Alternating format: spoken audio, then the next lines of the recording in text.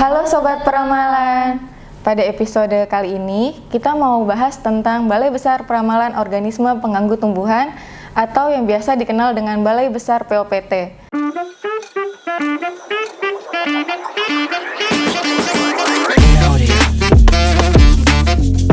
Pastinya kita nggak cuma berdua aja ya Teh Uci di sini. Betul, Vin. Kita di sini sudah ada bertiga, tapi siapa nih ya? Kita di sini bersama dengan Bapak Insinyur Yoristianto MM selaku Kepala Balai Besar Peramalan Organisme Pengganggu Tumbuhan. Assalamualaikum Bapak. Waalaikumsalam. Selamat pagi. Gimana kabarnya hari ini Pak? Ya baik, sehat. Alhamdulillah. Alhamdulillah. Biar lebih santai nih Pak. Ya. Gimana kalau kita panggilnya yang Panggil jelek enaknya apa? nih Pak nih? Terserah aja. Tapi biasa di pasar itu disebut Gus Yuris gitu. Oh, ya. Gitu. Kita berdua panggil Gus Yuris aja ya Pak. Ya. Berarti kita panggil Gus ya. Yoris. Ya, siap. Nah, gini Gus, ngomong-ngomong soal Balai Besar Peramalan OPT, Balai Besar Peramalan OPT itu membidangi apa di Kementerian Pertanian? Ya, Balai Besar Peramalan Organisme Pengganggu Tumbuhan itu sesuai Permenkan nomor 10 tahun 2023 itu punya tugas melaksanakan pengamatan, peramalan, dan pengendalian organisme pengganggu tumbuhan serta menjadi rujukan perlindungan tanaman dan hortikultura. Demikian itu tugasnya. Banyak sekali ya Pak ya tugas-tugas dari Balai Besar Iya. ini. Tadi Gus mengucapkan peramalan. tentang peramalan. Nah, peramalan di sini itu sama nggak kayak di peramalan BMKG itu Gus? Kayak peramalan cuaca atau enggak ramalan zodiak gitu Gus? Dan seberapa penting sih ramalan OPT itu di bidang pertanian Gus? Ya, jadi peramalan itu sangat penting sekali dan itu merupakan cikal bakal balai ini didirikan. Kira-kira seperti itu. Ya. Jadi peramalan ini menjadi satu tumpuan besar untuk kita bisa mendukung peningkatan produksi pertanian. Apa itu peramalan? Peramalan adalah suatu kegiatan yang memprediksi serangan OPT pada masa yang akan datang. Menggunakan data masa lalu dari sebuah variabel atau kumpulan variabel dalam ruang dan waktu tertentu. Nah, peramalan ini merupakan komponen penting strategi pengelolaan OPT yang berfungsi sebagai peringatan dini tentang serangan OPT. Nah, tujuan peramalan itu adalah untuk menyusun perakiraan OPT yang akurat dan aplikatif. Kemudian menyusun saran tindak pengelolaan OPT, menekan serangan OPT, dan menjaga tingkat produktivitas tanaman dengan hasil yang tinggi dan mengurangi keamanan lingkungan, kerusakan keamanan lingkungan, seperti itu. Nah Gus, berarti kalau dengan informasi yang Gus Yoris sampaikan barusan, bisa dibilang Balai Besar POPT itu merupakan intelijen dari pertanian? Ya, jadi kalau di Negara Kesatuan Republik Indonesia ada intelijen strategis, atau istilah dalam namanya BAIS, maka kita juga sebetulnya seperti intelijen mereka. Tapi intelijen kita adalah mengenai serangan organisme pengganggu tumbuhan. Yang prinsipnya kami menjaga supaya produksi ini tidak mengalami penurunan, kira-kira gitu. Seperti itu kondisinya. Luar biasa sekali ya Pak ini BPOPT ini. Ya. Ngomong-ngomong nih, Gus Yuris mengucapkan tentang ledakan OPT. Kenapa itu ledakan OPT itu bisa terjadi, Gus? Dan apa penyebabnya ledakan OPT tersebut? Iya, ledakan OPT itu terjadi karena ada 3 faktor. Pertama adalah mengenai OPT itu sendiri, yaitu kemampuan adaptasi OPT yang semakin cepat. Karena dia dilakukan pengendalian dengan pestisida, kemudian dia akan melakukan adaptasi. Nah, itu pertama. Yang kedua, faktor tanaman. Tanaman yang berada di lapangan sekarang ini kebanyakan ada tanaman monokultur, kemudian penanamannya tidak serempak. Itu yang menyebabkan salah satu menjadi penyebab ledakan OPT tersebut ya. Kemudian yang ketiga adalah lingkungan yang cocok. Jadi OPT itu juga selain beradaptasi terhadap pengendalian, juga dia punya lingkungan cocok untuk berkembang, untuk beranak. Kemudian juga ada satu lagi, hilangnya musuh alami karena penggunaan pestisida yang tidak terkendali. Nah, ini ada satu hal yang menjadi PR kita supaya kita ini hemat di dalam berproduksi. Salah satunya adalah bagaimana musuh alami kita pertahankan di lapangan, seperti itu. Oke, Gus, yang sering kita dengar biasanya di berita itu kan suka muncul tayangan tentang tentang terjadinya serangan OPT di wilayah yang ada di Indonesia gitu kan. Suka muncul berita-berita kayak gitu. Ya. Suka muncul kabar-kabar seperti itu. Nah, untuk dari Balai Besar POPT ini sendiri, apa sudah mengeluarkan strategi atau inovasi terbaru untuk mencegah ledakan OPT tersebut? Ya, selama ini balai ini yang terkenal sebagai dulunya adalah Balai Peramalan, nampaknya hasil-hasil kami ini tidak banyak diketahui oleh masyarakat atau bahkan petugas pengamat organisme pengganggu taman di lapangan. Sehingga kami pada tahun 2023 ini melakukan suatu inovasi baru. Bagaimana hasil peramalan ini bisa sampai di lapangan secara tepat dan dimanfaatkan oleh para stakeholder. Kami mengembangkan yang namanya Si Fortuna, Sistem Informasi Forecasting OPT Nasional. Si Fortuna ini berbasis digital, seperti itu kondisinya. Bagus sekali ya namanya Pak ya, Si Fortuna. Ya. Si Fortuna itu diciptakan oleh Gus. Kenapa namanya Si Fortuna? Ada sejarahnya nggak sih Gus dari Si Fortuna itu? Ya, Si Fortuna itu adalah bukan kerja saya pribadi, itu adalah kerja tim. Jadi kami membentuk tim di balai ini di tahun 2023 ini membuat yang namanya terobosan baru atau digitalisasi peramalan. Si Fortuna itu artinya adalah keberuntungan.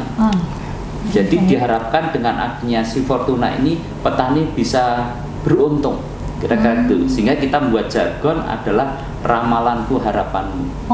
Itu salah satu jargon BPOPT yang kami sampaikan kepada masyarakat untuk di branding bahwa balai ini adalah penting dan kita punya produk unggulan yang bisa diakses apapun. Dan manfaatnya Si Fortuna bagi stakeholder sangat luar biasa. Saya kira itu.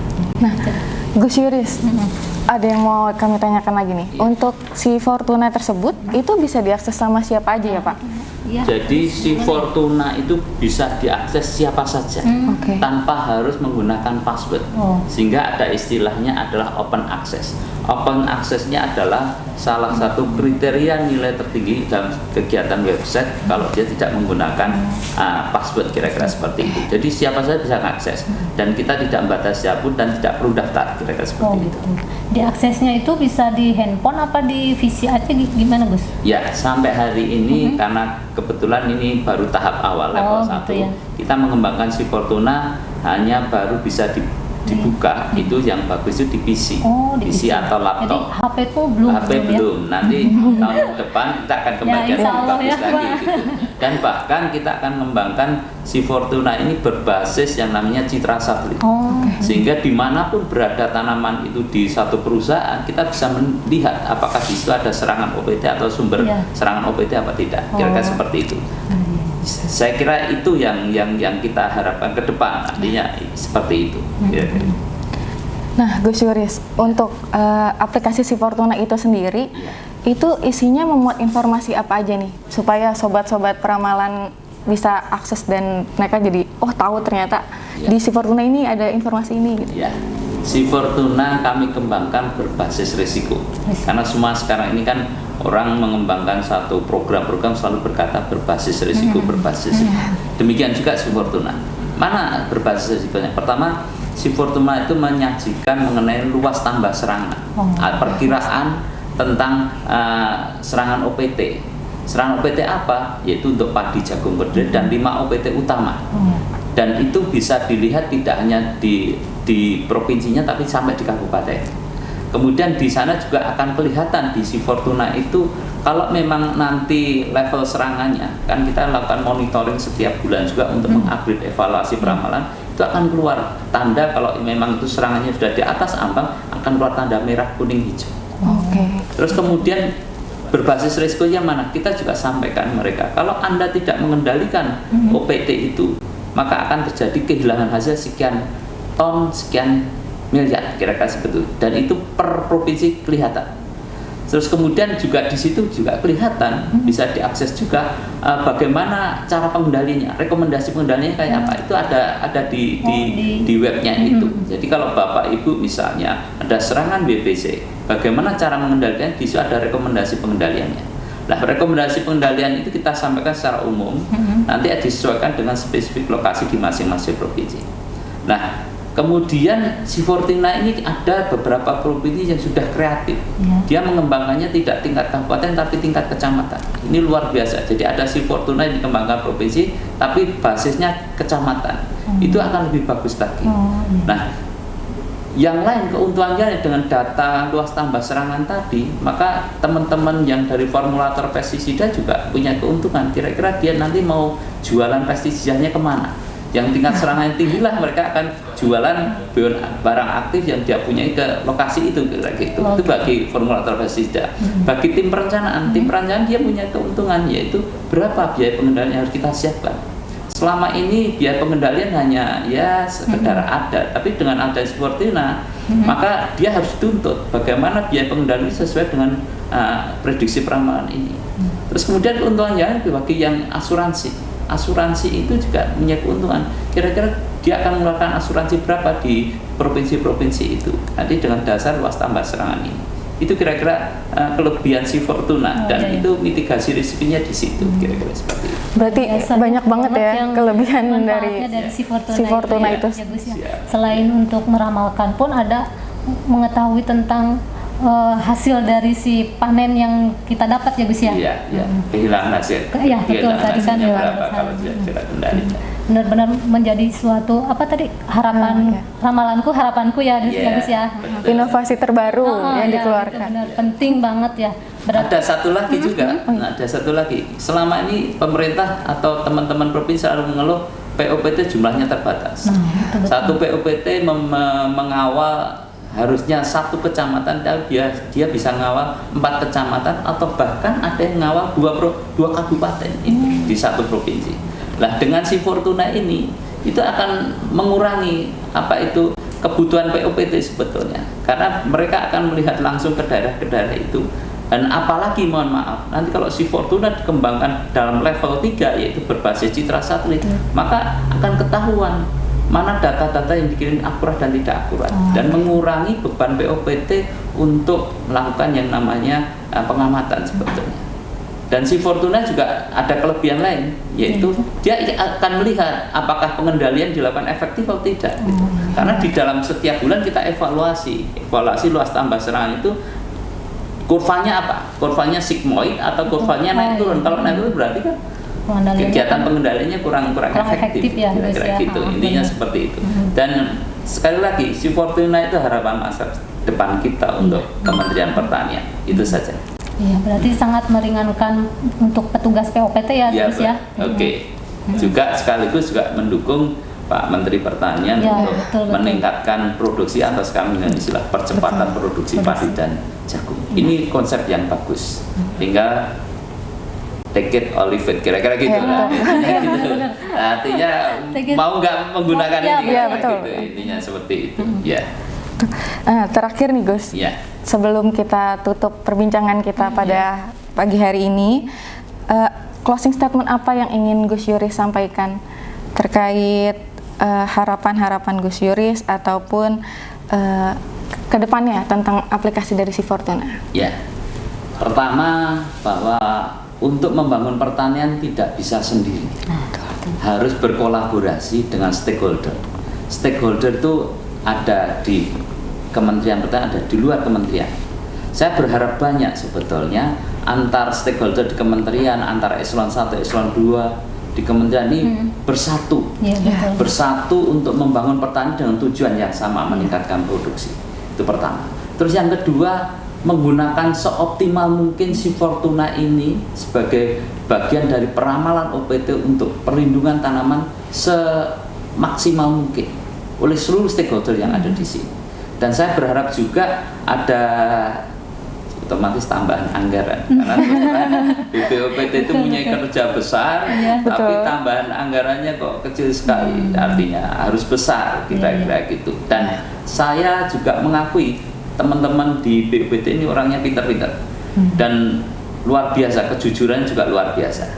Ditambah kami ini juga punya tugas tambahan, yaitu mengembangkan smart agriculture, di mana kami mengembangkan namanya disruptive agriculture teknologi. Teman-teman yang biasa hanya mengenal POPT, mengenal OPT, sekarang kami dorong untuk mengenal bagaimana budidaya tanaman sehat dan sebagainya. Dan kami sudah punya produk yang namanya Disruptive Agriculture Technology padi, jagung, dan kedelai. Tahun depan atau tahun ini kita siap untuk meluncurkan Si Fortuna dengan DAT sebagai produk dari BPOPT. Itu saja. Terima kasih. Mohon doa restunya. Kira-kira gitu. Semoga kegiatannya bisa dilancarkan ya Gus ya. Iya, siap. Kan udah tadi tentang kita harus bekerja sama dengan yang lain biar semua kegiatan yang di balai ini bisa berjalan dengan lancar. Ya, oke Gus, terima kasih atas waktu dan informasinya yang telah diberikan kepada kita berdua. Terima kasih. Dan umumnya untuk sobat peramalan semua yang sedang mendengarkan. Oke. Ya. Oke. Tetap semangat. Iya. harus Semangat. Terima kasih. Nah, Oke, kalau gitu bagi sobat peramalan yang ingin tahu perakiraan serangan OPT yang ada di wilayahnya masing-masing, bisa akses aplikasi Si Fortuna. Nanti kita cantumin linknya di bawah ini ya Teh Uci. ya di sini nih. Demikian perbincangan kita pagi hari ini. Sampai bertemu di episode berikutnya. Ya.